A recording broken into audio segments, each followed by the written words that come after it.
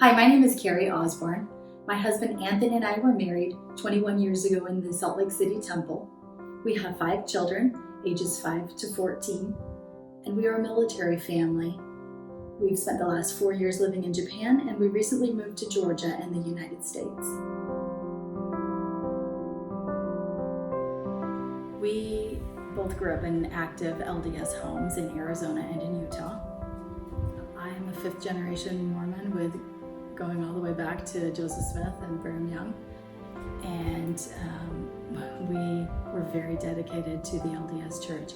I served in every leadership position available to women, the Relief Society, Young Women in Primary Presidencies. My husband served as a bishop, as a high counselor, as a stake young men's president, among other things.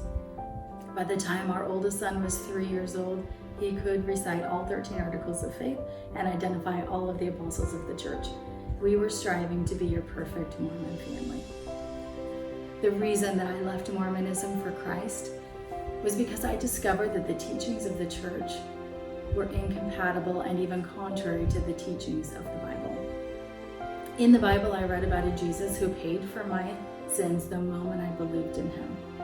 A Jesus who didn't have this complex system of hoops to jump through, or a burdensome list of unattainable and often conflicting commandments to follow, after which I still wasn't sure if I had been good enough or worthy enough to make it to the highest level of the celestial kingdom.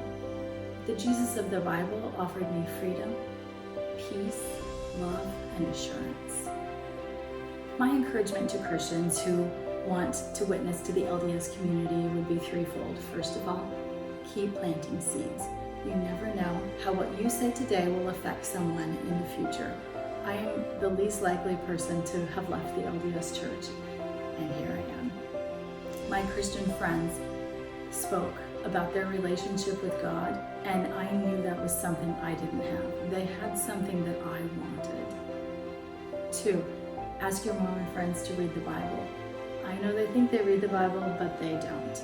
And don't just hand them the Bible and say, read it.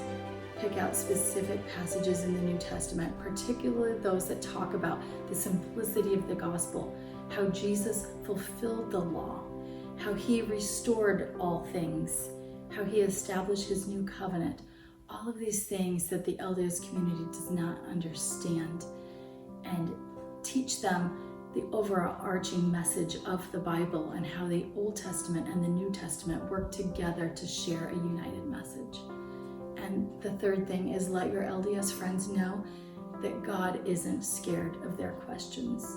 Their church is terrified of them asking questions, but our God can handle their questions.